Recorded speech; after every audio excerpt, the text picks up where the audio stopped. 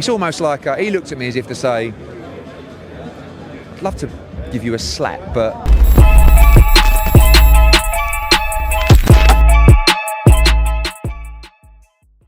Pro boxing fans here with Eddie Hearn. Eddie, here in Riyadh once again. You love this, don't you? They said your name, you came out, strolling. Honestly, I just said to national broadcaster for Saudi Arabia, I love this place.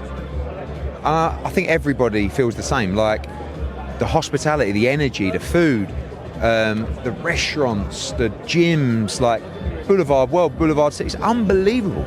I've never seen anything like it. And, you know, we're blessed, really, to be here again with a massive show on Friday. You've got Fury against Usyk May 18. You've got Bivol Beterbiev June the 1st, plus the 5v5. Like, it's massive, and we're all buzzing to be a part of it.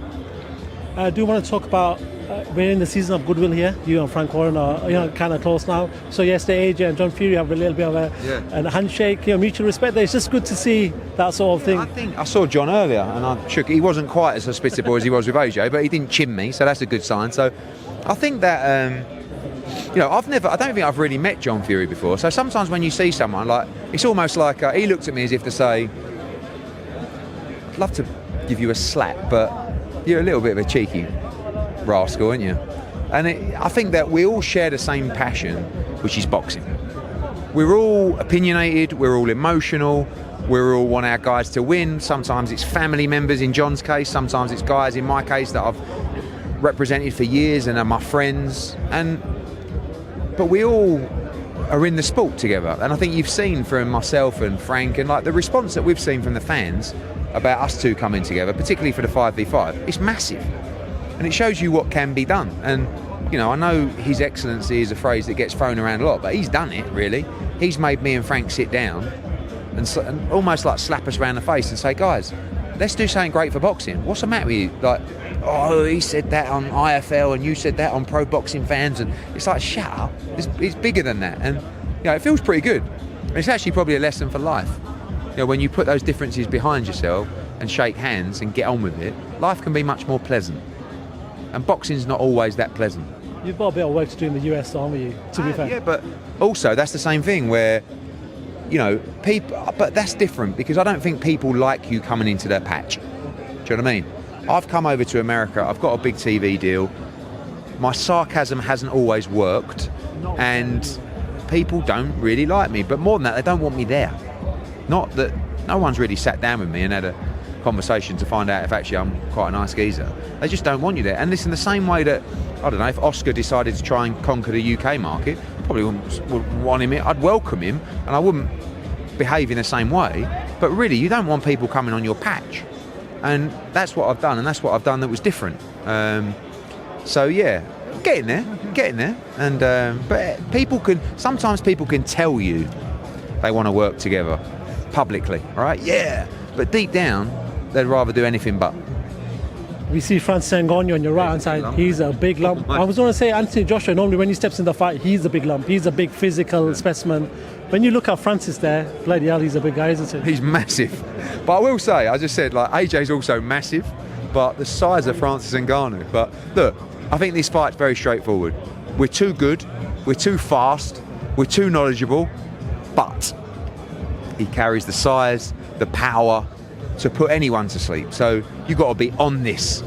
You've got to be on it.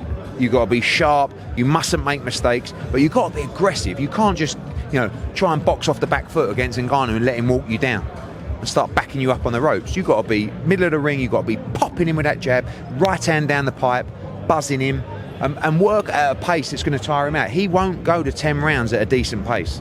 He won't do it.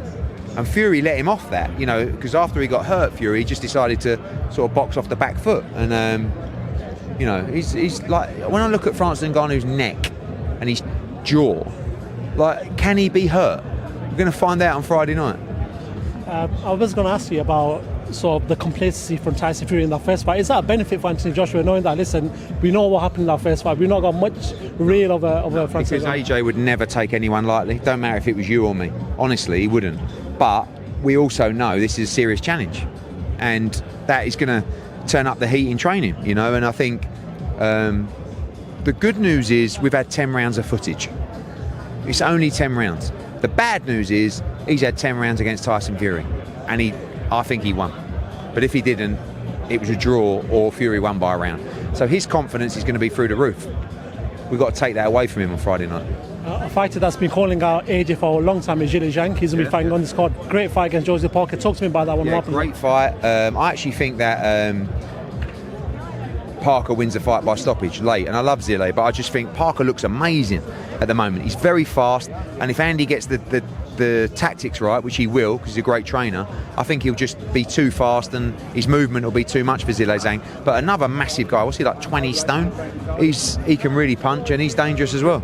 Do you want to quickly talk about Canelo rumours coming out that he is actually going to sign for PBC? He's with PBC. As in he is going to, there was talks with you and Canelo, and there's going to be, now there seems to be a huge turn on that. What's the latest in regards to Canelo? I mean, still ongoing, I think. I mean, he had this 3-fight deal with PBC. The rumours were he'd left PBC. No one confirmed it either side. Obviously, for us, we'd like to make a Munguia fight. Jaime Munguia is with Golden Boy, who are exclusive to DAZN. So, you know, at the same time, that's a situation that you'd like to make sure the fight was on DAZN. But we'll see. You know, Canelo's going to go wherever the money is. If it's with us, it would be an honour. Ryan Garcia, what do you make of what's going on social media with Ryan Garcia right now? Look, he definitely didn't behave in his normal fashion, but at the same time, people around him will know best. I hope he makes it to the ring on April 20th, but you know, people will look after him, and if he has got any issues, hopefully they can be overcome. Final one, Dillian Whyte seems to have been cleared. I think there's going to be another part where he has to talk to the British Boxing Board of Control. Would you be willing to work with Dillian in the future? Yeah, I mean, I don't know a lot about it. I wasn't involved in the process. Now he's got a chance to get himself back in the mix. I know he's been cleared by Texas, but obviously you saw with the Conor Benn situation what the board have to go through a process as well. I don't know, but you know, always good to see Dillian Whyte in the mix with the heavyweights. Yeah, and always a pleasure. Salman, thank you.